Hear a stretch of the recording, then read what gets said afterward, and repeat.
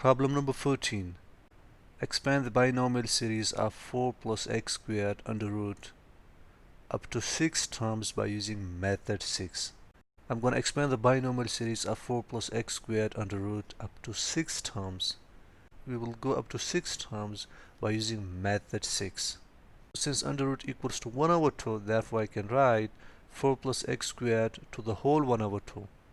So the power of this binomial expression is 1 over 2, which is in fractional form. It satisfies the condition.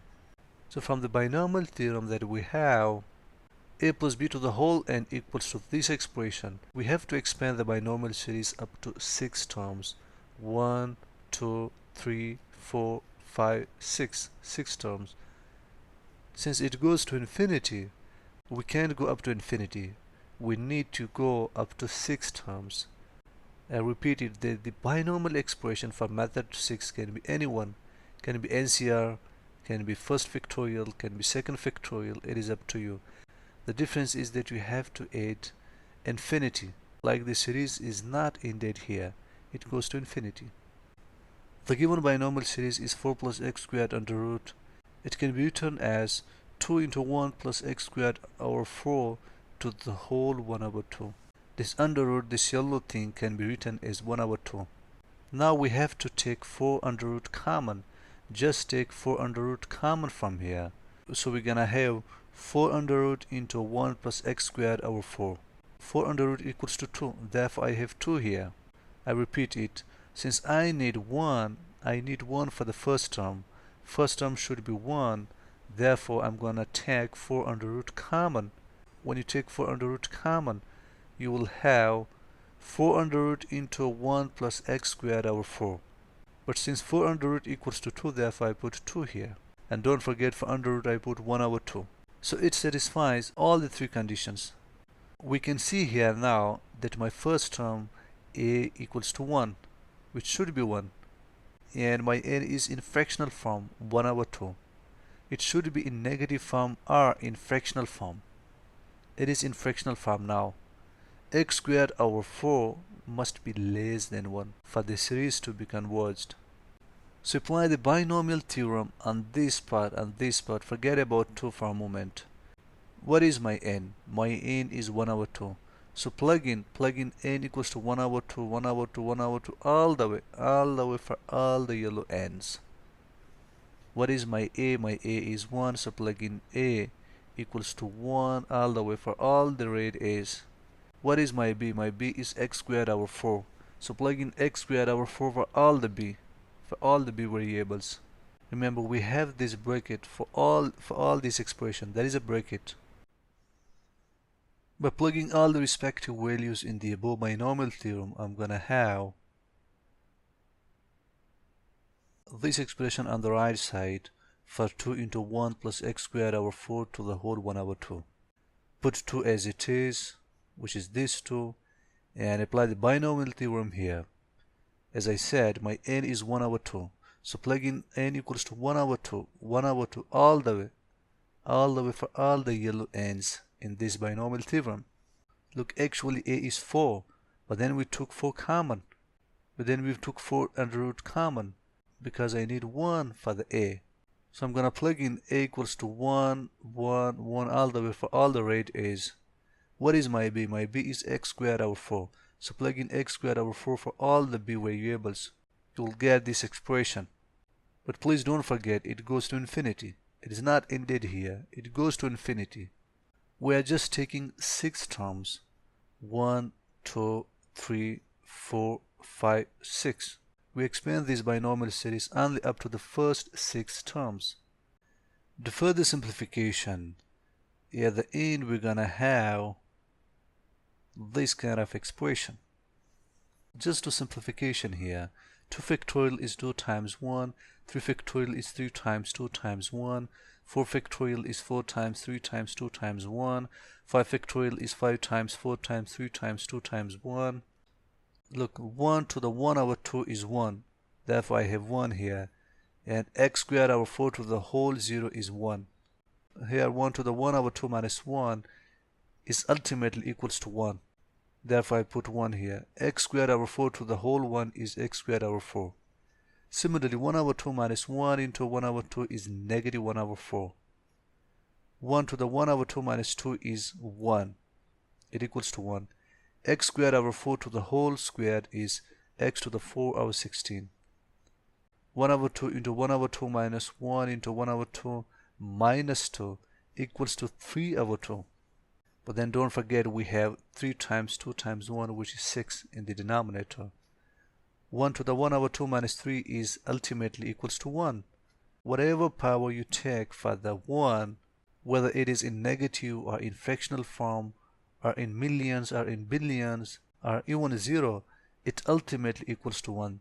Therefore, this whole thing equals to 1, and this whole thing equals to 1. Now 1 over 2 into 1 over 2 minus 1 into 1 over 2 minus 2 into 1 over 2 minus 3 equals to negative 15 over 16. 4 times 3 times 2 times 1 is 24. 1 to the 1 over 2 minus 4 ultimately equals to 1. X to the 2 over 4 to the whole 4 equals to x to the 8 over 256 plus 1 over 2 into 1 over 2 minus 1 into 1 over 2 minus 2 into 1 over 2 minus 3 into 1 over 2 minus 4 equals to 105 over 32. 5 times 4 times 3 times 2 times 1 is 120. 1 to the 1 over 2 minus 5 is 1. X to the 2 over 4 to the whole 5 equals to x to the 10 over 1024 plus infinity, which can be further simplified to have 2 into 1 plus x squared over 8 minus 1 over 8 into x to the 4 over 16 plus 3 over 48 times x to the 6 over 64 minus 15 over 384 times x to the 8 over 256 plus 105 over 3840 times x to the 10 over 1024 plus infinity. 1 times 1 is 1. 4 times 2 is 8. This 2 goes up, so 4 times 2 is 8. Therefore, I have negative 1 over 8. Negative 1 over 8. Similarly, the 6 goes up and it will have the product with the denominator, which is 8 here. 8 times 6 will be 48. So I will have 3 over 48. Similarly, this 24 goes up and has a product with the 16 to have 384. 120 goes up and has a product with 32 to have 3840. By taking the product of 2 with all the terms, I will have this expression. Just take the product, because remember we have the product of 2 with all these terms, So 2 times 1 is 2, and then 2 times x squared over 8 is x squared over 4. This 2 cancels with the 8, so I will have 4. Similarly, the product of 2 times 1 over 8 times x to the 4 over 16 is negative x to the 4 over 64. 2 times 3 over 48 times x to the 4 over 64 is x to the 6 over 512. 2 times negative 15 over 384 times x to the 8 over 256 is negative 5 times x to the 8 over 1638.4. 2 times 105 over 3840 times x to the 10 over 1024 is 7 times x to the 10 over 131072 plus infinity. Just take the product of 2 with all the terms individually. You'll get this expression. So I can write 4 plus x squared under root equals to 2 into 1 plus x squared over 4 to the whole 1 over 2 equals to this right side. We expanded this binomial series up to 6 terms. 1, 2, 3, 4, 5, 6. And one thing to be noted, for the infinite series, by using method 6, because of this n, which is in fractional form or in negative form, you may have these alternate signs, positive, negative, positive, negative.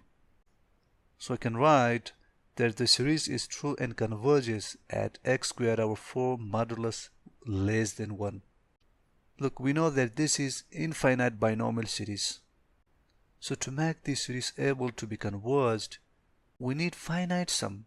We need something finite for the convergence. We are pretty much familiar with the convergence, the region of convergence. The region of convergence is the region where the series converges.